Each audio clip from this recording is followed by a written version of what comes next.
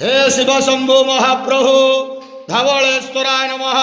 दीपम यदि परम ब्रह्म दीपम यदि जनार्दन दीपाहरत मे पापो पूजा दीप नमस्तुते। धवलेश्वर महाप्रभु संसार सुखी रखंतु। आज शुभ शनिवार रे समस्त श्रद्धालु भक्त मान को आशीर्वाद करंतु। मनस्कामना पूर्ण करंतु। कर्म क्षेत्र उन्नति करंतु। ग्रहरिष्ट खंडन करंतु। जगतर मंगल करंतु। विश्वर कल्याण करंतु। आपणकर नाम प्रकाश करंतु। सेवकर डाक श्रवण करंतु। महाप्रभु धवलेश्वराय नमो नमः। समस्त गुआवसा भक्त मानकर मनस्कामना पूर्ण करंतु। बाबा धवलेश्वराय नमः। संसार सुखी रखंतु आनंद केवार। हरि बोलो।